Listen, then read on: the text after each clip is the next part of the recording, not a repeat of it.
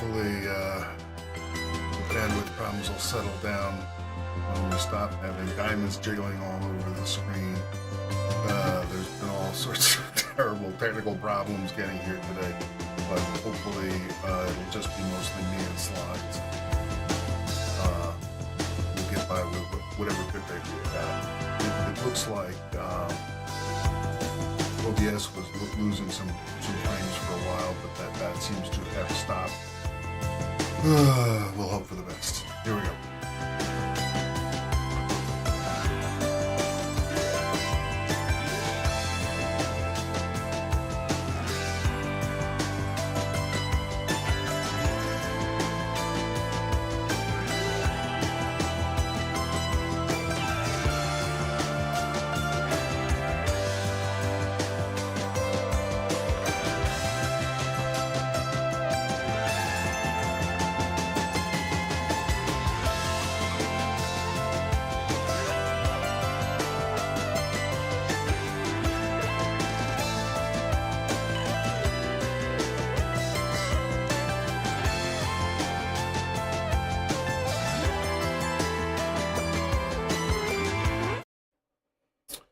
Hey folks, thanks for coming. We're having technical difficulties already, but we've got something kind of different today.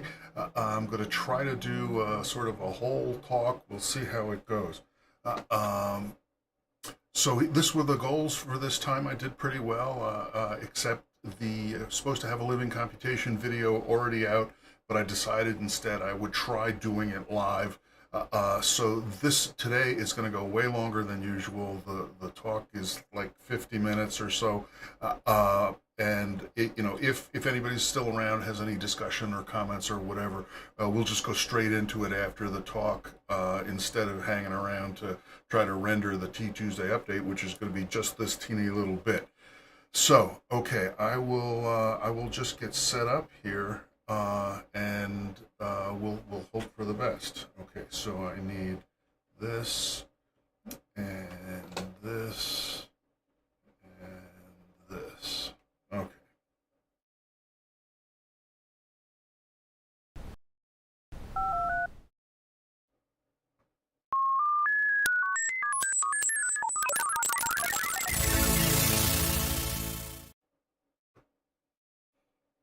Hey folks, I'm Dave Ackley. You know, I'm old now, but I still remember as a kid how often adults were totally full of shit. I mean, it happened a lot. Teachers, my parents sometimes, assholes on the street.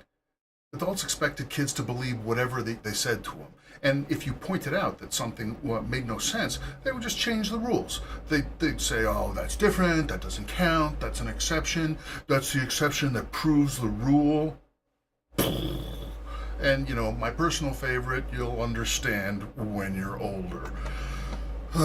But books were great. Books doesn't dumb it down. A book doesn't know who's reading it.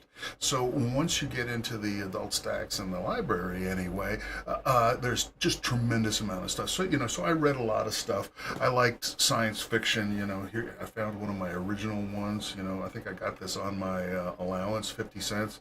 Winner of the annual Hugo Award, in case you didn't know. But basically, you know, if it had rockets or robots and genius kids in danger, you know, I would just suck it up. I was all over this stuff, and you know, and I read actual nonfiction too sometimes, and you know, part of it was I was trying to find, you know, an understanding of things. I was trying to find an answer. So, you know, beyond just looking for page-turning stories, I was looking for something that explained everything with no bullshit and no changing the rules halfway through. So these days, I would say I was looking for a theory of everything. You know, something that would have satisfying answers to, you know, like the big questions, like, you know, why are we here? Where do we come from? What should we do? And the search didn't go all that well. You know, it certainly turned out that there were plenty of folks willing to write books that were basically BS, because a lot of people wanted to know this kind of question. Even in the good stuff, even in the science and so forth, there were always exceptions and little weaslings and so on and so forth. So I got through it all somehow, and now I'm old and I'm supposed to be the freaking adult, so great. But stuff has settled in my head that seems really, really obvious. Like I'm a computer nerd.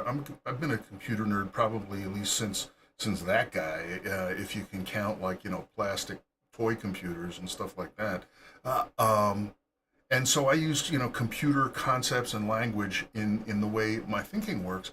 But there's stuff that seems like so incredibly obvious, and so I keep trying to say it to people, at least to say it to other computer nerds, but I think it's actually more broadly applicable beyond that. And,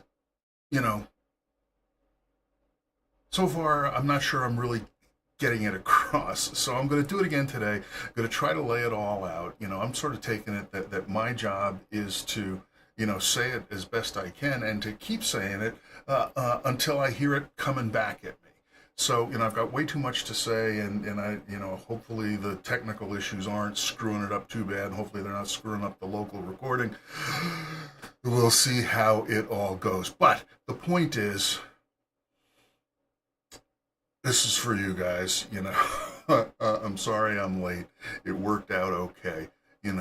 Let's see what you think. All right.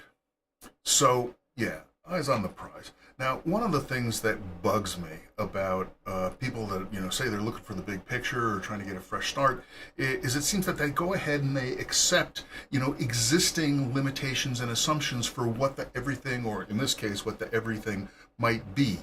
And that seems silly to me. I mean, I feel like it's like Star Wars, right? With Luke Skywalker going, everything is more than you can imagine. And Han Solo going, I don't know, I can imagine quite a bit.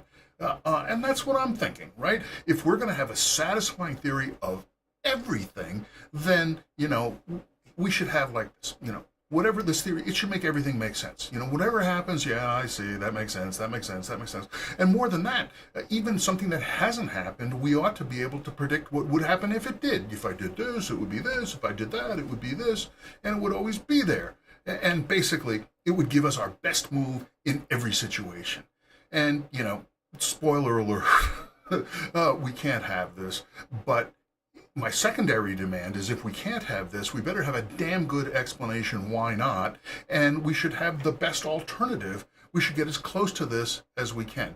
But, we're going to have to deal with the fact that the truly satisfying theory is not going to be available to us, and we're going to be kind of in a you can't get what you want kind of situation, and just deal with that.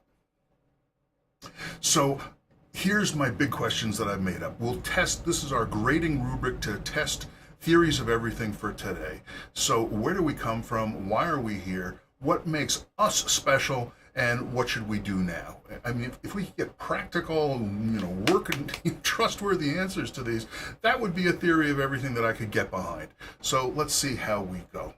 All right, so first step is to take a look at existing theories of the big theories of everything. I'm going to arrange it as two.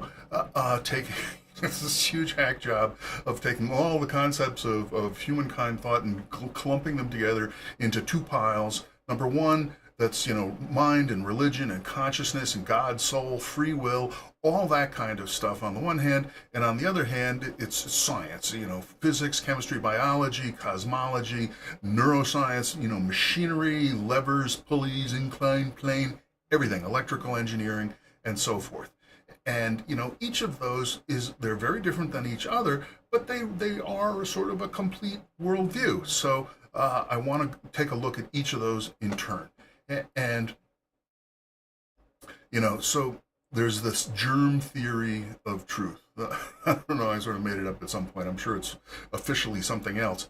But the idea is, there's a germ of truth in every idea that's seriously proposed. No idea can capture it all because, an idea is just one little thing. So you can't even really pretend you understand an idea unless you can say what it is, why it's good, and some kind of limitation on it. And, I think this define, defend, and attack is a useful technique. Well, for one thing, because it separates define and defend. I mean, when you have partisans, when you have fanboys, they tend to smush together the defend and the define, but we'd like to pull that apart and have as neutral a point of view discussion of what it is, independent of why it's good. Similarly, depending on which side they all come out on, the attack might be pretty weak tea, right? Damning with faint praise or praising with faint damns, depending on whether we're attacking or defending. So that's the whole idea. Let's try this out on our existing theories of everything. So, mind, religion, consciousness, God, soul, all of that seeks to explain our origin, purpose, and identity. Where do we come from? We came from the God, we came from the gods. You were living on the back of a turtle, that's living on the back of a turtle. Whatever, something like that. And, Descartes is in here as well. I think therefore I am, it's in the morning and he's having his breakfast and a little cup of coffee and a brioche. And he's like, I'm thinking. Therefore, that means I exist. I'm actually in here. I'm having thoughts right now. Here I am. And that's the way we all work, right? I mean, it's like, we're in here. And if that proves that we exist, well, that's a great start. So all of this stuff all goes together. And this is the original theory of everything stuff. We've been having narratives, stories, explanations like this, as I assume, as long as we've been talking to each other. So there it is.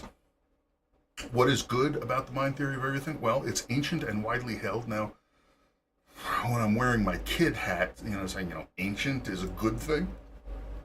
But widely held is really important because it means if we can speak into that language, if we can fit into the framework of that theory of everything, then we could potentially have a lot of impact. We could potentially reach a lot of people. And, in that same spirit, it's got the soul built in, it's got the self real built in. It's easy to get started with it because it starts with us. And in fact, in the same the Descartes way, I think from the very first idea. And these things essentially are built for the rubric, which is, it's kind of like teaching to the test, which doesn't exactly sound like a good thing, but we'll come back around to it. And they all offer some kind of notion of free will. You have to decide what to do, but some kind of guidance about what good things to do are. So, let's take a look at the rubric. Where did we come from? Well, it depends on exactly what tradition you're in. We came from the mind of God. We came from the eternal cycling of the universe. Why are we here? We're here to serve God. We're here to achieve enlightenment. What makes us special? We have dominion over the fish and the plants, and we're supposed to name everything. In fact, we're in charge. Or perhaps what makes us special? Well, nothing good, and we need to get over that kind of attitude. And what should we do now? Well, we should be good, help out, pray, put money in the basket, stuff like that. So, on the other hand, one of the problems with the mind theory of everything is a lot of the stuff is pretty unrepeatable.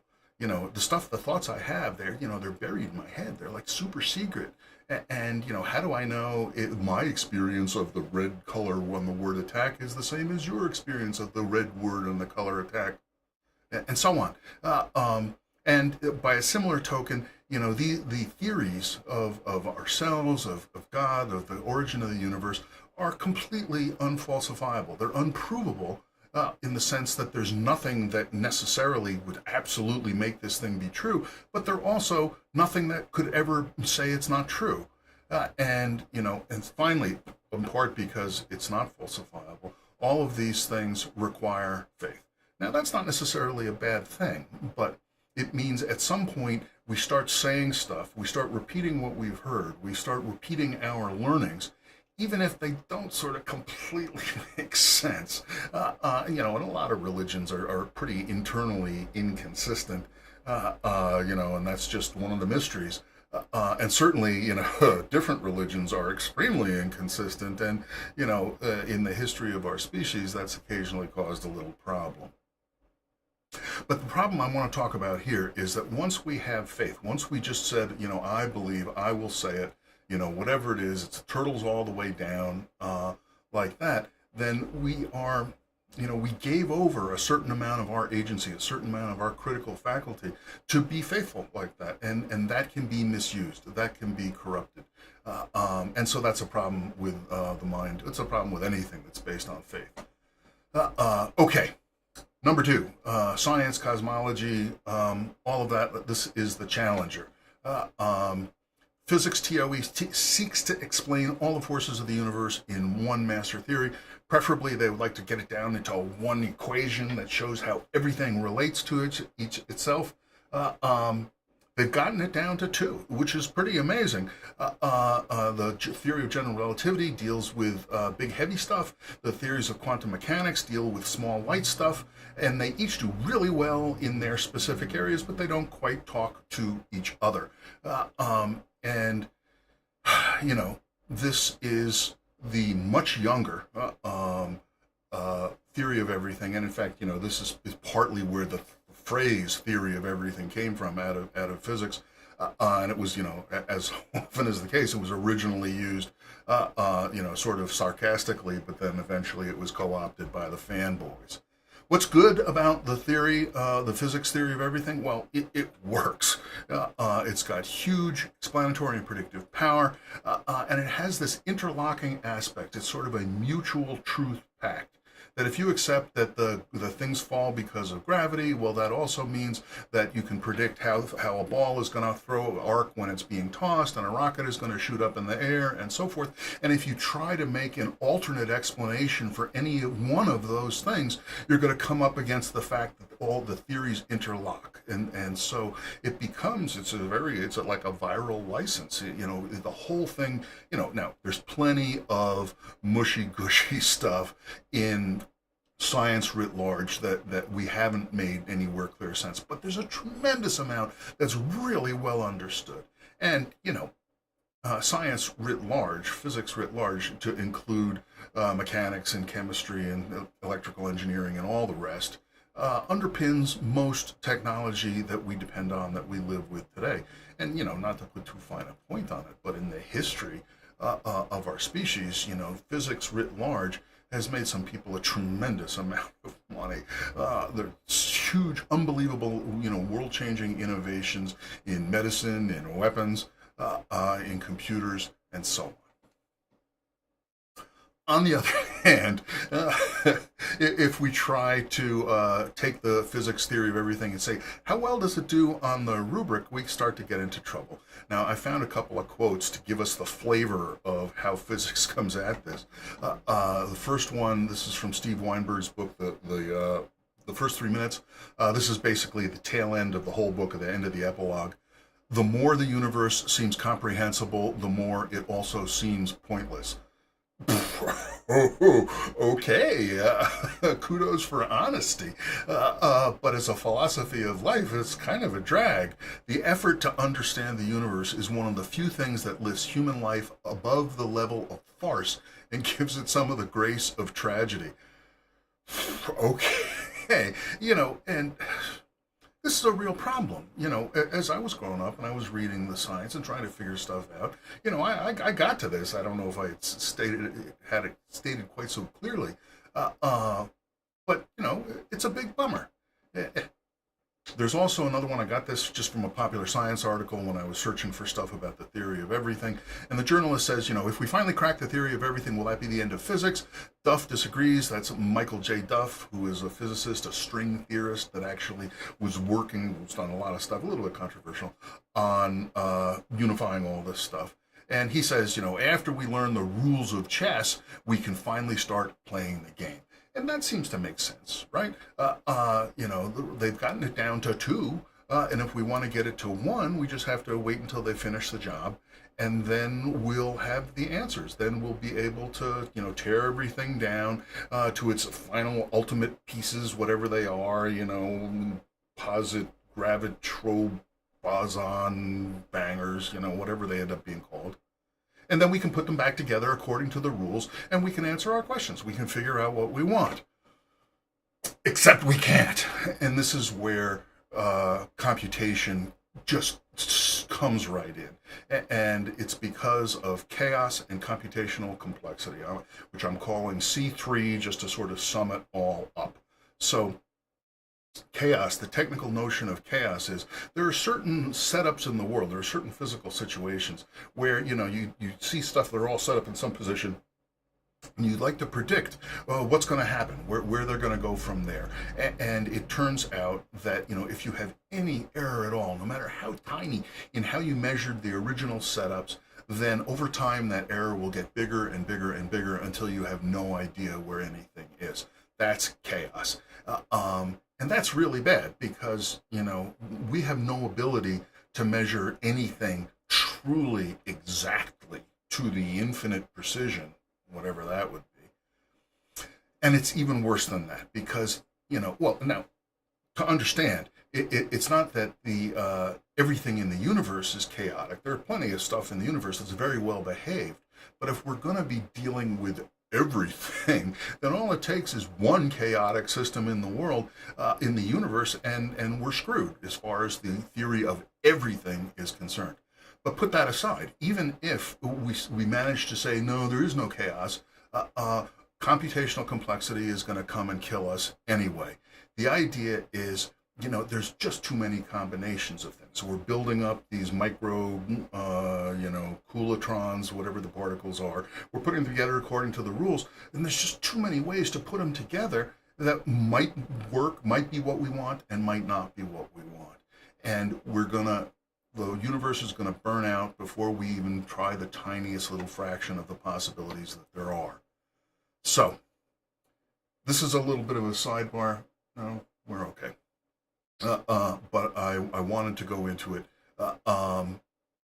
There's, from the outside, there's a couple of phrases, computational complexity, that's word, and there's another word, computability, that sounds kind of similar. But from the inside, they are very, very different as good and evil. Again, not to put too fine a point on it.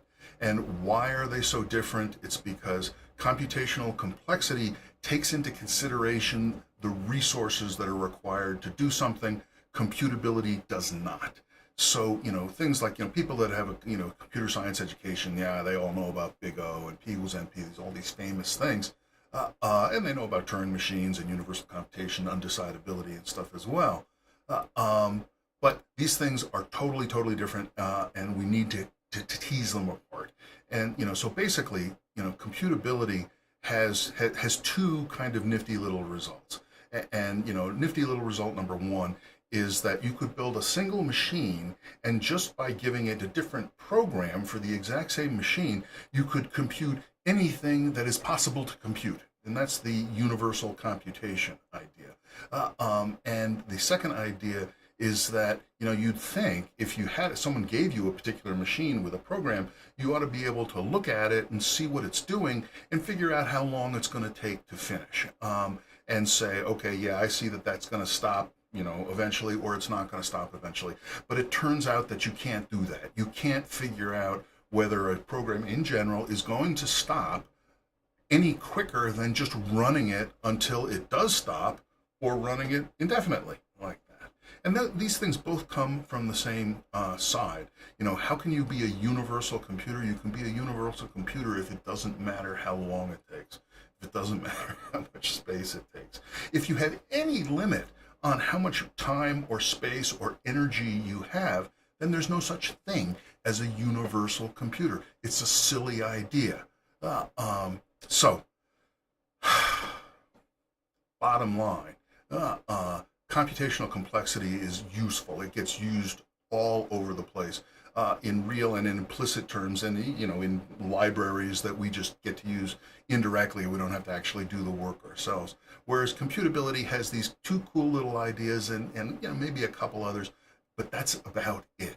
It's a dead end, and so it's a little unfortunate, right? Because people can get caught up in thinking computability is cool, but then really you end up kind of with a dead end kind of science, instead of trying to focus on how things work in computational complexity.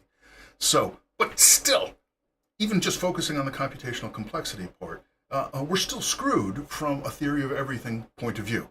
Because, for 10 bits has 1,000 possibilities, 20 bits has 1,000,000 possibilities. The possibilities just grow up way too fast. Computational complexity tells us that. So we're never going to be able to compute by tearing things down to the tiniest little pieces and then building it back up according to the rules, and be sure that we found the best move in any reasonable situation. We are screwed from the point of view of a satisfying theory of everything. So, how does the physics theory of everything actually handle the rubric? Well, where did we come from? Well, we came from the Big Bang. Okay. Why are we here? Them's the breaks, buddy. We're here because it's a lower energy state than us not being here. It's here, there's this one principle called the anthropic principle that says, if we weren't here, we couldn't ask, why are we here? Which seems a little bit of a trick, right? So given that we are here, it doesn't say much more than that. What makes us special? Absolutely nothing. Screw you. Or, from more in the sort of Buddhist tradition, and what makes us special? Nothing, and that's good. So depending on how you look at it. Now, if we read between the lines on Steven Weinberg's comment, what the only thing that made us special was that we did physics. That's what got us to the level of tragedy instead of farce. What should we do now? Who knows? Whatever. Knock yourself out. And again, obviously we should do more physics to try to put those last two theories together, dot the I's, cross the T's. So, the mind theory of everything, the physics theory of everything, we're going to put those together in the living computation theory of everything. And now, once again, all of this stuff is, it seems to me, incredibly obvious. So, forgive me if it seems totally boring. But like I said, I don't hear it coming back at me as much as I think it's worth. I think there's some value to it. So let's give it a shot. So the phrase living computation I've been living with for a couple of decades now, and this was the little tagline for it. In the end, living systems and computational systems turn out to be the same thing. They may not seem that way now, but that's because we've got some wrong ideas about what machines and life really are. Now, I've come up with lots of different ways, lots of different takes on this. But one of them that I used fairly recently is this circular definition that I want to go through quickly. Life is a physical system that works to preserve itself using computation to decide the work. Well, what's computation? It's a physical process that selects meaningful actions in context. Well, what's meaningful? It's a physical action that tends to preserve life, and that closes the loop. Life uses computation. Computation is meaningful, and meaningful things are meaningful because they help preserve life. Now, so it's completely circular. So, it's like completely pointless, right? So I want to come back to that in a little bit. But I also want to notice, before we go on, the fine print here. Life is a physical system. Life is how we describe a physical system, okay? And so there are these two very strangely related ideas. There's this, life is a physical system. And people say stuff like that all day long. At this point, I call that living in the land of is. When you're talking about this is this, that is that, and people are saying this is A is B, and someone else says, no, A is C.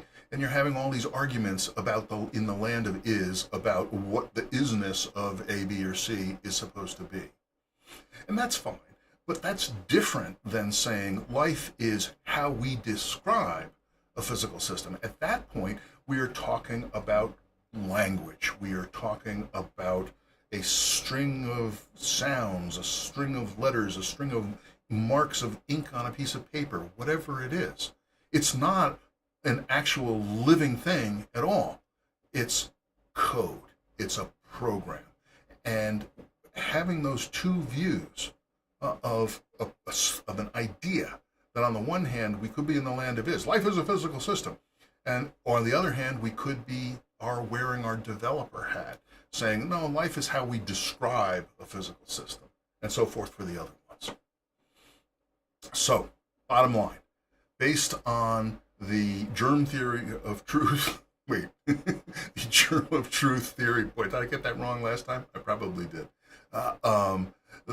We are not one specific thing, we are many things. And among the many things we are, one of the things we are is not mere machines, not fixed, rigid machines, but programmable machines. And the physics TOE it describes our hardware, and the mind theory of everything is talking about our software. And if we are going to make sense of who we are, what we are, how we act, what we're going to do, we have to have both. Like that, so, and that's it.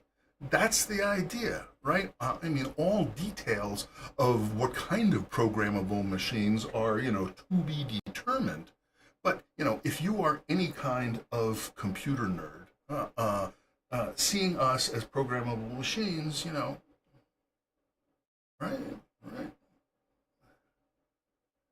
And, I feel the need to emphasize this, right? I mean, so there's software that's got, things like culture, or books, or education, parenting, is all full of software. We've also got hardware that has our bodies and the world around us, machinery, performing, building, work, and so forth, right? Hardware, software and hardware, culture and embodiment, software and hardware, control and work.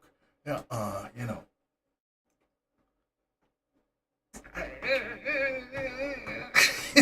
it's like,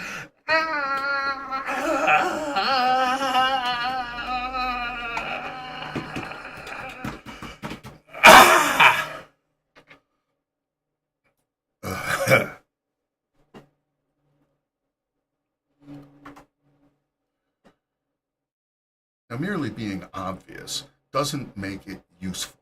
So there's certainly a question, what good is it to use all this computer nerd jargon? I mean, sure, you can do it. It's cute, maybe. But what makes it any different than any other theory of everything? And so part of the answer to that is our last major topic, although we're sort of kind of wound into still going through the define, defend, and attack on the theory of everything. But it's about the importance of being obvious. So let's deal with that now, and then come back to other topics and about the theory of everything. So one way that I'm going to try to defend the theory of living computation theory of everything is by attacking it from various directions and then fending off the attacks, or at least I'm going to try. And so the first one is attacks from traditional computation. The sort of button down, the people that somehow always end up being reviewer number 2 whenever I submit a paper. And from their point of view, the trad comp viewpoint says, hardware must be digital and deterministic, and software must be perfectly unambiguous and precise about what it's going to do. And if you don't have that, if the hardware isn't deterministic, if the software is ambiguous, you don't even have a computation at all. You just have some kind of garbage as far as the trad comp folks are concerned. But live comp takes a very different viewpoint. Yes, digital and deterministic is a way of doing computation, but that's just a beginning. That's just one way of doing it. It's training wheels in computation. It's the cradle of computation. And LiveComp says the destiny of computer science is far beyond determinism, deterministic execution. And, I think it's exciting. But, when you're stuck deep in deterministic execution, this kind of idea is threatening, scary.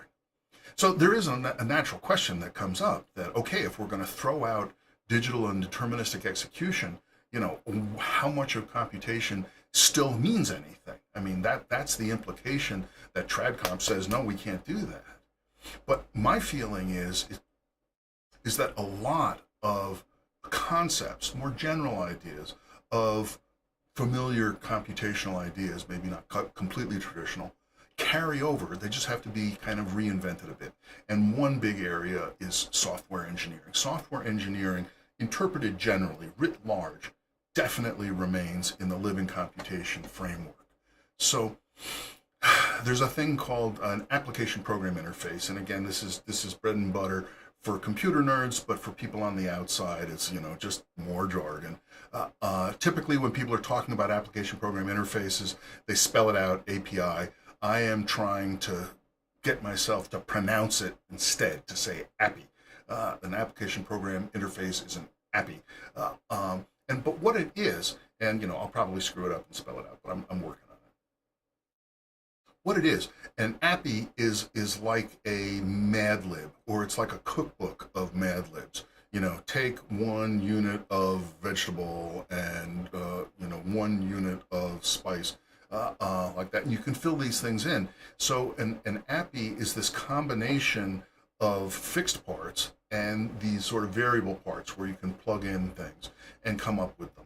And the important point for me here, the importance of being obvious, is that when scientists are doing scientific research, they want to figure out an experiment to do that's going to have the most surprising result. That you would have expected that if we measured blah, blah, blah, that the heavier one would fall faster. Ha ha! No, they both fall at the same speed. The most surprising result is what scientists are after. But developers, code designers, are not looking for that. When developers are developing APIs, they're looking for the least surprising design, the least surprising Mad Lib, the one that other developers would be easiest for them to use. And that's why being obvious is so valuable. So, oh yeah, and another little point is that APIs are typically circular. Like there's a definition of a binary tree. In computer science, a binary tree is a node connected to 0, 1, or 2 other binary trees. And you go, wait, a binary tree is defined in terms of a binary tree. It's circular. And it goes, yeah, it absolutely is. And that's very useful. And in fact, this is the same claim that I'm going to make here. Our core relationship, life, computation, and meaning, this is an API. It's a blend of requirements that life is. It's got to be physical, it's got to work, and optional stuff where it be sort of any computation. And my claim is, and my belief from sort of living here for a decade or two, is that beyond determinism, APIs with all of these kind of properties, this combination of flexibility and control, they're everywhere. Laws, human laws are APIs. Parent and kid roles are APIs. The idea of the rugged individualist is an API. And in a lot of ways, that's kind of a crappy API. So, for flavor here, we can take a minute. Oh, we're doing okay. To look at a few consequences of this incredibly obvious idea that we are programmable machines. So for one thing, natural language, what I'm doing now, is programming language, is a form of programming language. Why? Because we are programmable machines. And how do we get programmed? We hear language, or we tell ourselves language, or we think it in our head, whatever it happens to be. And pseudocode is real code. I love this. When computer programmers, developers, software folks, when they're explaining how something is going to work, they can leave out lots of the little nitty-gritty details of how any particular language would do it, and just get the gist of it. And it kind of looks like code, but it wouldn't actually run, and that's called pseudocode. But now that we are programmable machines, we can say that pseudocode is real code that runs on developers, runs on software engineers who get it. And if somebody, is missing some little key bit, so they don't understand some bit of the pseudocode, then it won't run on them. So once we move beyond determinism, instead of saying this is code and this is not code, we have more of a notion of like, the ecological range of this code. How viral is it? How infectious is it? How big a population of people, machines are there out there that could run the code?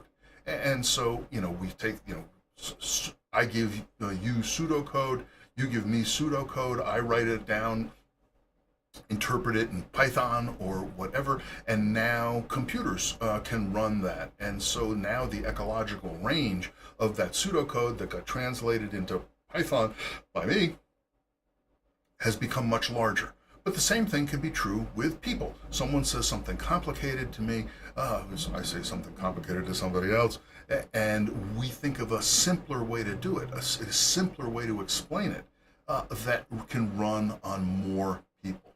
So, bottom line, most of the code in our society is shared APIs. Everybody has, little bits of unique code, but we have just these boatloads of libraries of roles and obligations like org charts.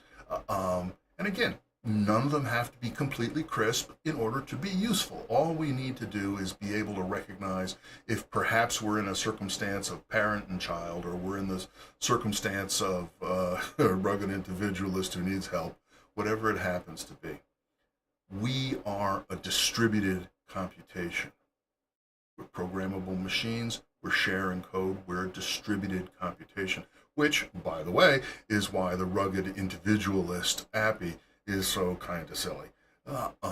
And within that, the key operation that we just need to always focus on, not because it's always the only important thing, but because it's the most basic thing, is we want to look at the system in terms of the acts of code transmission, the facts where code moves from A to B, because that is a form of copying. That is a form of amplification. Whenever code moves, we can erase the code where it came from, but typically that's not what happens.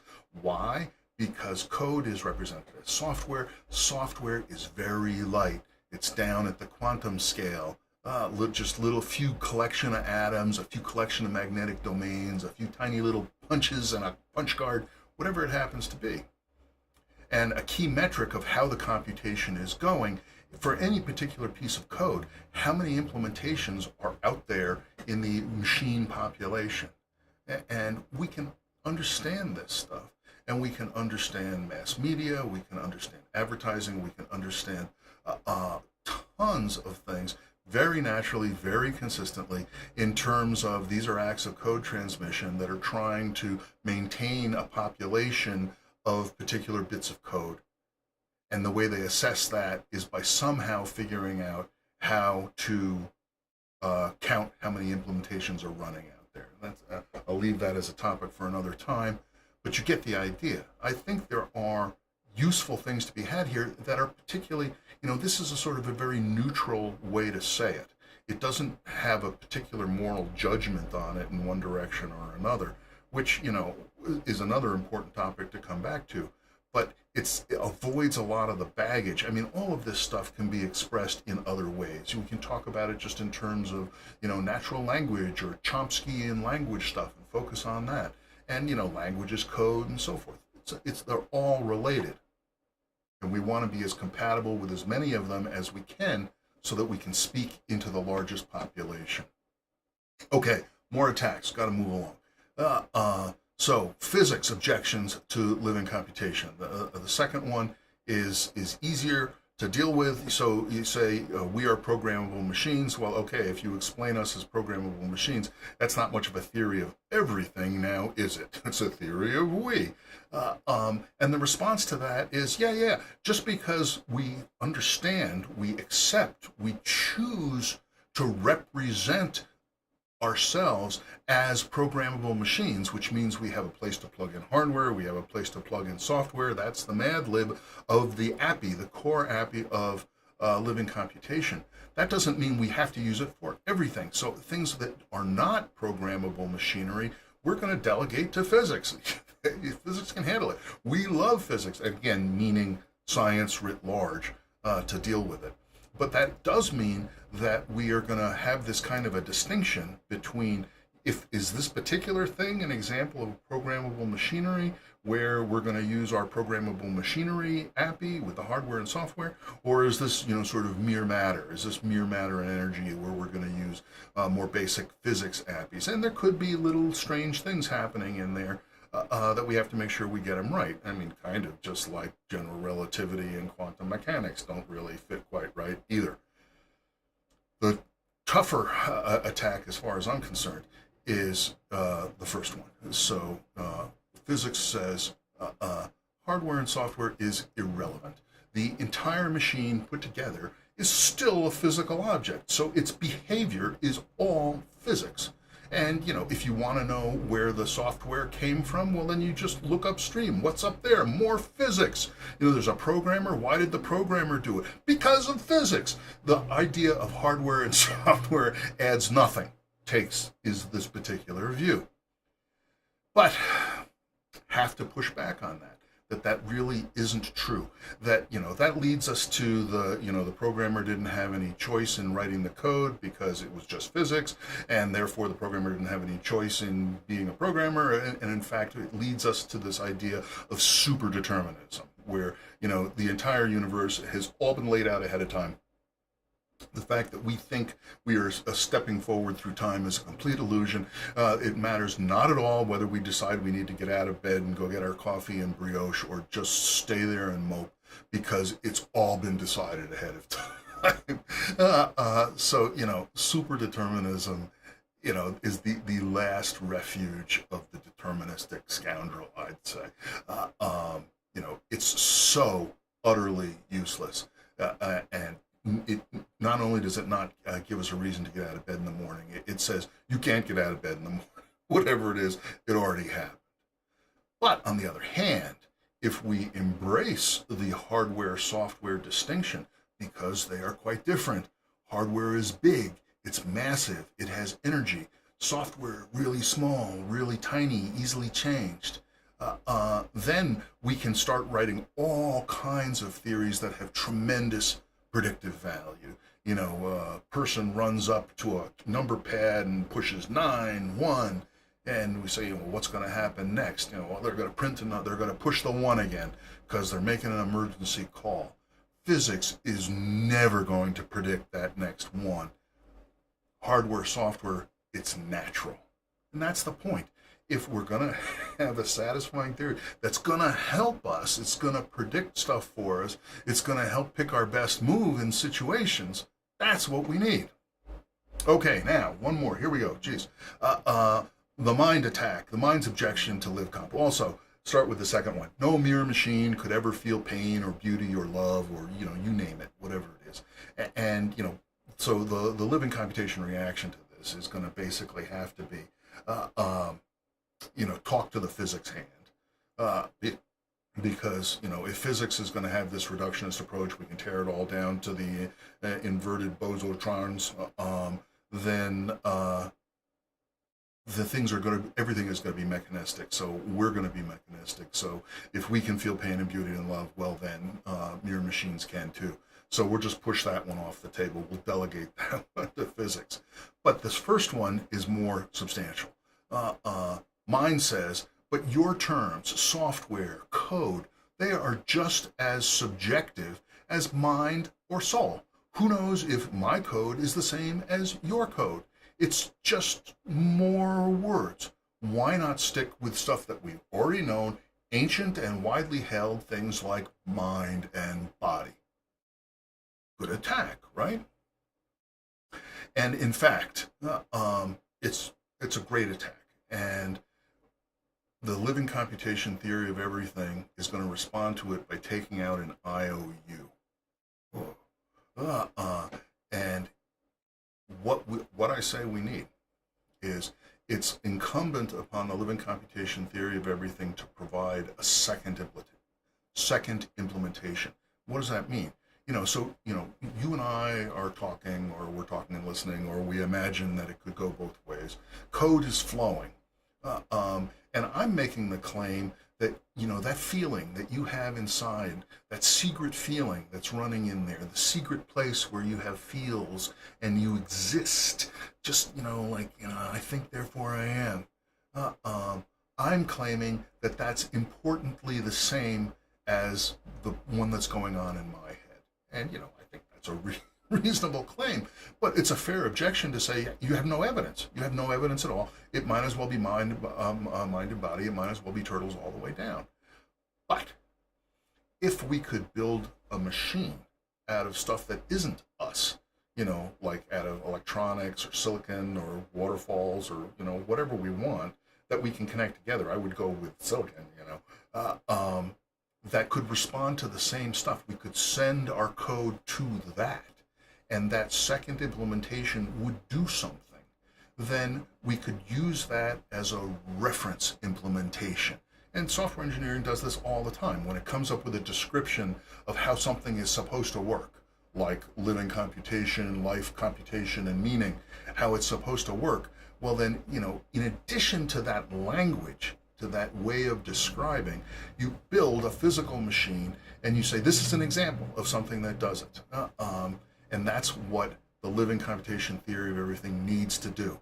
It needs to come up with a second implementation that, in principle at least, can run the same code that we are running. And the reference implementation, it might do something different. It's not like it has to be magic or it has to be, restrictive. If the reference implementation reacts to some particular piece of code in a silly way, we don't have to now do that, the minister of silly walks and stuff like that. We can just say, well, geez, the reference implementation kind of has a problem there, and we can agree on it. But the important thing is the reference implementation. The second implementation is objective. I can build one from the recipe for reference implementations. You can build your own separate one from the recipe for second implementations, and we can both try them out, and we can both compare notes, and we can say, well, this might not be exactly the same thing as what's going on in my head or what's going on in your head, but it's the exact same thing that's going on inside these two machines. And that's what makes the living computation theory of everything special. That's why we want to use computational terminology to describe all of this stuff, because we're sort of incrementally, in the spirit of pseudocode gradually becoming code, to come up with an account that can go both ways, that it's natural language, but it's also programming language that machines can understand, and we can make it all make sense. We can make it all be clear. That's the hope. Now, how are we doing on our second implementation? In fact, in my mind, in my heart, the T2 Tile project is working on a second implementation. But, how far is the T2 Tile project from being able to respond to code like this and do anything? It's a zillion miles away. And so, that's why it's an IOU. And so there's this basic principle, right, that when you say something, you say, wouldn't it be cool if whatever? Then on the one hand, we have something that we want, and then we can look around at what we have to work with. So we get, let's see, where do we go here? That's an interesting incomplete slide, but it's sufficient to do this. So we have our want, and then we have our have. And there's this implementation gap in between them. And so for different wants and different haves, the implementation gap might be bigger or smaller. So the implementation gap is bigger in this case, or if we reduce our wants or we make some improvement in our have, we can have a smaller implementation gap. And once we manage to actually eliminate the implementation gap completely, then we have a machine. Then we have something that will actually do whatever it is. And the T2 Tile project as an implementation gap is absolutely gigantic. But most theories of everything, most philosophical theories, are not even defined. They don't even really make an attempt at saying what a second implementation might be. They just appeal to your thought experiment. They just appeal to what's inside. And therefore, I think they kind of fall off the rails. They kind of end up spinning their wheels on lots of little stuff that sort of makes sense from a sort of syntactic linguistic point of view, but it doesn't really get us much closer to anything that's implementable. And that's the underlying message of all of this stuff. That, and again, this goes back to computability versus computational complexity, like that. So, this is my hobby horse. Don't make me tap the sign. What does the sign say? For me, the sign says only the implementable can exist. That's the point. And so we have to frame things in terms of something that's implementable. And the basic game is that when someone suggests an idea, I think we're living on the back of turtles, or whatever the rule, whatever the idea absolutely is, there's some kind of implementation gap. They can't actually show us a demo of the turtle back right then and there. They can't bend down and say, see, this is a turtle scale, or whatever it is. So they have to say, we would have to take a trip to the turtle spot, whatever it was they'd have to do. But that's their implementation gap. And the idea is that if we are listening to their stuff and we find the stuff incredible, like I did when I was tiny, and adults were saying ridiculously stupid things to us, then we can call the loan. We can call, so another name for the implementation gap, slightly different, is technical debt. And at any point we can say, okay, tell us about the implementation gap. Tell us what you would have to do. What's your best theory about what you would have to do to get from an idea like that to a runnable machine? And the living computation theory of everything is based on making that effort, going from want to have to less implementation gap. Okay, so that thing, I don't know what's that there. Okay, wrapping up, going to go just a couple minutes long. To attack the living computation theory of everything, which is now me attacking it, opposed to straw men that we fend off. So obviously the biggest attack is that, we still have to choose. And that's a big drag, because, behind the scenes, when I wanted a theory of everything, what I kind of really wanted was an excuse to shift the blame. That I wanted some set of rules that I could just apply mechanically and be sure I was right, so that I didn't have to take responsibility for it. I didn't have to make a judgment call that might be wrong or that I might get called out for. And so the LivComp fails at that. It says, sorry, you still have to choose. In fact, it may even make things worse, because now we have all these spectrums of how lifelike is a particular piece of machinery. How programmable machinery is it? How much does it have a sense of computation, and how much does it have a sense of meaning that we might in principle need to evaluate before deciding whether we could eat it, for example. And certainly another attack on LivComp is it all seems very cold and calculating. I talk about, the theory of satisfying theory of everything would bring us great profit, like that. And, from one point of view, it is, but from another point of view, it should be. I mean, in our secret internal fortress of solitude, we always are making these cold and calculating calculations. So I say. We'll find out when we look at the reference implementation, and we can pop the hood and say, look at that, in that embedding vector, clearly there, it's deciding what's best for it. So that may be pretty cold and calculating, but then we're basically saying, we're now basically saying, suck it up.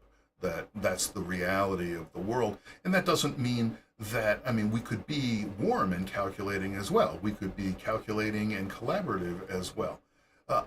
So, where is the second implementation? Well, like I said, earliest days, working on the T2 tile project, for me, is steps towards the second implementation. And then, I'm just sticking this in because, people make all this, hoo-ha about AI being so smart that it could just, kill us all in a moment. Actually, I don't think that's an attack against the living computation theory of everything, because it's going to turn out that intelligence is vastly overrated. And once we understand that we are a distributed computation and it's a deeply, deeply built into the system, not just pasted on like we paste on passwords onto a typical traditional TradComp program, it's not going to snap its fingers and kill us all for the same reason we wouldn't do it. I guess some people might do it if they could. And that's because they're rugged individualists instead of respecting the distributed machine that we are. So, okay, final answers, and then we will wrap this up. Not too overlong. So, what does London Computation say about our questions? Where did we come from? We came from a flawless, unbroken chain of successful ancestors all the way back to the origin of life. So, LiveComp says, screw the Big Bang. Focus on the origin of life. And, it's interesting, if you still Google this stuff, there's two big theories called metabolism first, theories of the origin of life, and information first, theories of the origin of life. And metabolism first is physics. Information first is software, hardware and software, because, again, they have to come together to make life.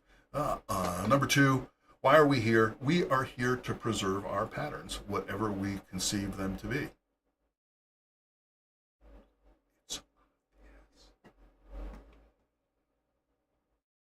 Right? Number three, what makes us special? It's the code, stupid. What makes us special is our shared code base. It's the code that we run. That's what makes us special. That's what makes us so vastly different than even animals that are quite similar to us in some way. What makes us special? It's the code base. Duh. And what should we do now? We should carry on if possible, and we should improve the code base where we can. That's it. Right? One last point. How do you improve the code base? Well, so the living computation approach says, we need to work on the code that we are all running collaboratively and collectively. And the way we do that is we want to collaborate with each other as if we're developers, also known as talk like adults. We would like to figure out, okay, is this thing true or is that thing not true? Yeah, that's all fine. But that's what ultimately is going to happen is we're going to have to say, well, the code's going to try to go this way or the code's going to try to go that way, and then we're going to distribute it. And so what we should try to do is work for consensus on the key code base maintenance question, which is, what do we tell the kids? That's it. Tell me you got this.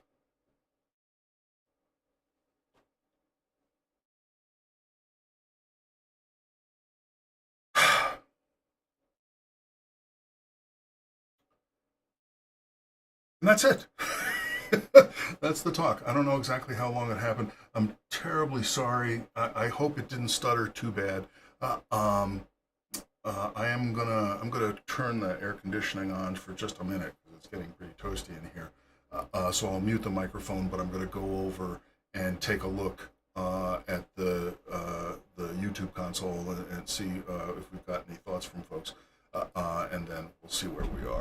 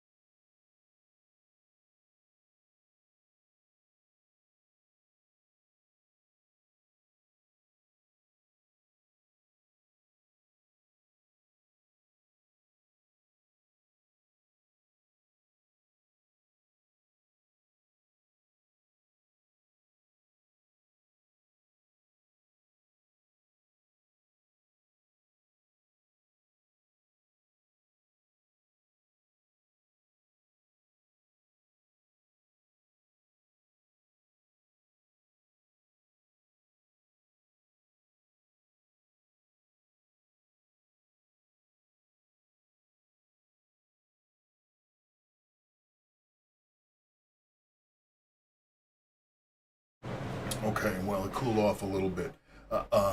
Thanks for all the questions and comments. I mean, the comments mostly. I think you're getting it. You got this. Uh, um, uh, and we'll see. It's kind of a little bit of it is sort of the not even wrong thing. That if we actually are at the point where we have an implementation gap, which is either this or whatever, that means we're at least on the scale of being able to approach being right. Whereas so many of the philosophical theories that, as far as I can tell, I can't think of any way to implement them. And I mean, I've had that discussion with with Dan Dennett a couple of times, and you know, and he's very sympathetic that. Normally, when people talk about stuff, if it's reasonably sensible, I can kind of do a real time implementation map, real time, you know, theory of how I might implement such a thing if I needed to, and that's very helpful for finding spots which I don't understand, and because I get to say, how would I implement that? And so then I have to ask, what do you is that a matrix multiplication, or what are you talking about there? Whatever it happens to be, and it just comes out quite naturally if we're thinking about, you know, how could we in principle implement this. So we'll see. Let's go back and look at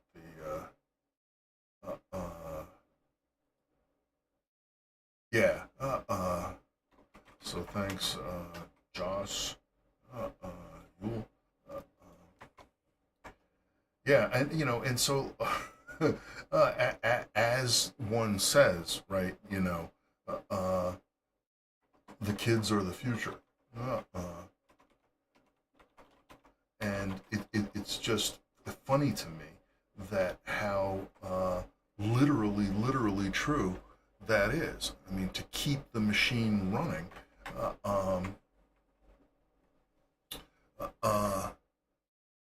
We have to be able to pass the code along. We have, you know, we have books, we have all kinds of things, and now we have, you know, computer storage and SSDs and you name it. Um, but that stuff could be lost very easily. Uh, um, so the only way to keep the code going is to refresh it uh, and tell it to the younger machines.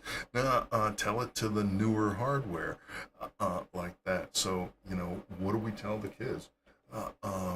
Is, you know, it's not the only question. You know, what do we tell each other? Is, you know, sort of equally potent, especially in, you know, these days of polarization. Uh, um, And I think it's an important point that, you know, people will refuse to talk to us like adults. And that's an important fact. And so if someone won't do that, if we say, you know, we need to talk, you know, we need to talk like adults here. You know, what are we going to tell the kids? We need to come up with some kind of thing that, you know, we're actually going to say. And then we argue it out. And we already know that, you know, there are people that are comfortable with an awful lot of stuff that isn't part of the crystalline interlocking bed of science that are willing to tell their kids all kinds of nonsense. But you know, hey, it's just like this guy. Everybody gets a load from their parents, no matter how well-meaning it is. But that's all, you know. That's part of the cycle of it. So like that. All right. It seems like when I actually go over to the desktop that has the comments, it starts stuttering. So I don't know exactly what's going on there. Learn, unlearn, learn, unlearn. Yeah, David. And well, you know, there's a number of, you know, Nick Lane is on the origin of life. I don't know Nick Lane. My favorites is Smith and Morowitz. Eric Smith, which is their theory is the the free lunch that you get paid to eat, like that. And the key idea is that um, if you look at the chemical reactions and all that stuff, there's just this downhill path to the beginnings of things like the Krebs cycle, the beginnings of things that those will just start to happen, and that's the free lunch. When we have these high energy photons coming in, just hitting the goo, life will happen, and then once it has, that's when living computation, starts to take over, takes the lift, and it takes us from this pointless, sterile, rigid, mechanistic view of physics to this, I think, heroic, and more in the Western tradition and so forth. The battle of life to preserve our patterns, and certainly more in the Buddhist tradition of embracing the wholeness of the thing rather than the rugged individualist, and so forth. There is hope that we can, when it's preserving our patterns, whatever we conceive them to be, that our patterns can gradually respect the idea of the distributed computation that we are.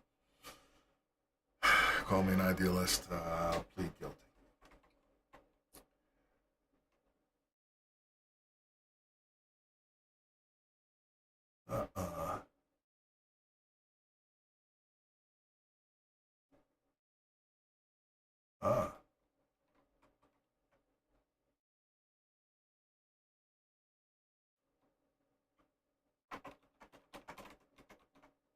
So that's interesting. The case against reality, what do we tell the kids? That's interesting. Thanks for that comment. And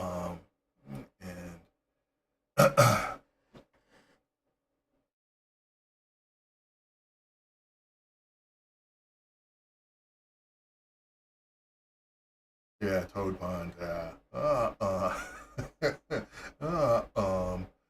And it's certainly,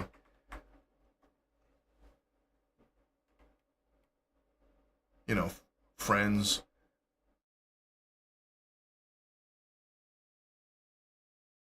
One of the things that I think is interesting about parallel computation, distributed computation, is the idea that, in traditional parallel computing, you typically either break the problem up and give different pieces to different machines, or you have an entire copy of identical thing that's running on all the machines that just differ in some tiny little bit.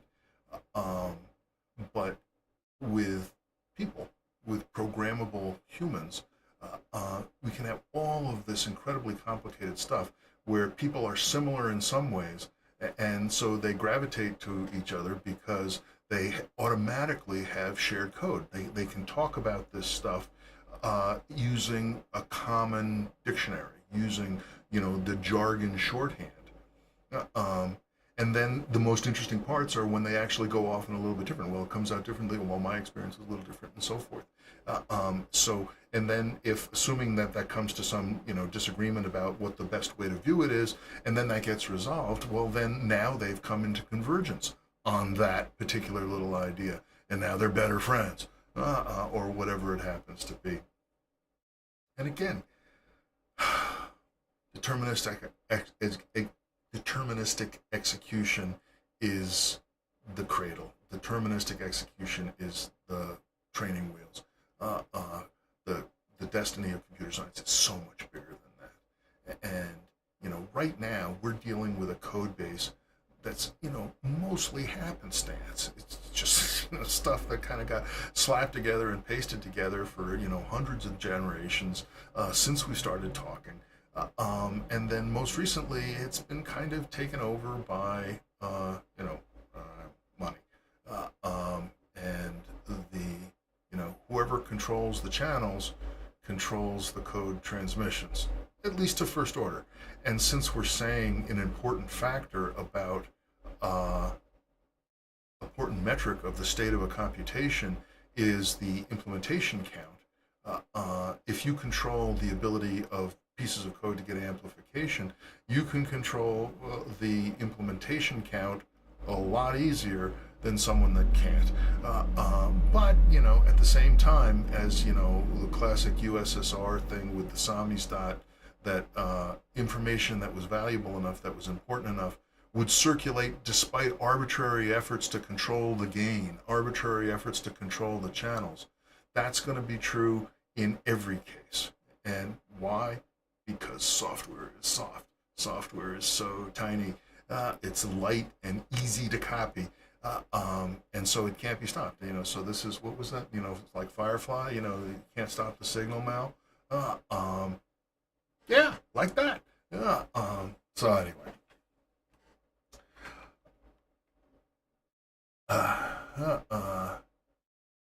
Transformer is Nick Lane. I don't know who Nick Lane is, so I don't have any understanding at all. And unless you're talking to somebody else. Anyway, now that I'm overlooking at the thing again, I bet the stream is going to start getting sick. Maybe I'll just pin this here and be able to go back over. Okay. So we'll see. So should we wrap this up? And any last thoughts for people? Thanks so much for actually showing up for the live part of it. What I'm going to do. Oh, there we go. So now we got the stuttering again.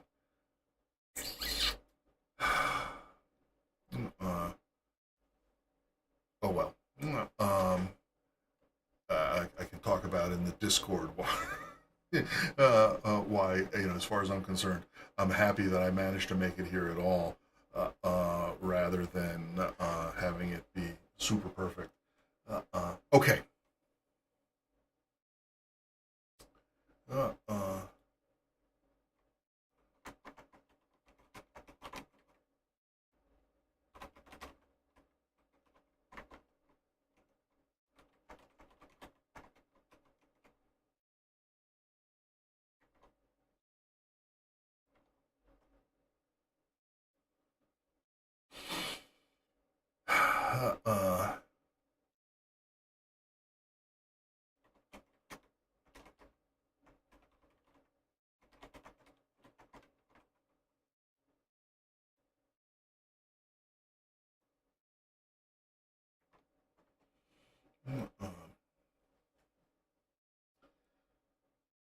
So I'm going to go back and spend a little more time with these comments after I get the recording stopped and start moving along with it.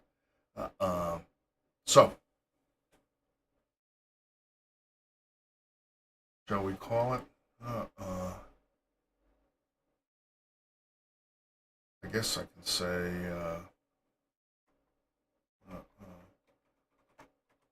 we'll be back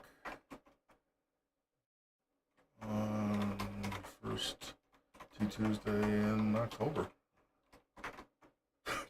Don't know what I'm going to be doing at that time. Don't seem to have any goals, challenges to go. Maybe we'll have it. Maybe there'll be another video. We'll see. Okay.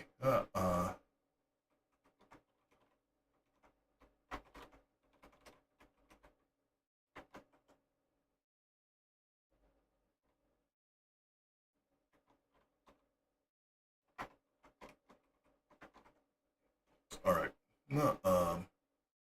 So I never really understand how the lag works when not the latency, not just the stuff like the 20 seconds when it ends. So if I say end stream now, everybody else is going to get to yeah, David. I don't know. I was really crushed getting this talk together, and I didn't make up challenges for myself. So maybe the challenge is to try to survive without a challenge, and then we'll see what comes up. Uh, uh, uh, uh, uh, um.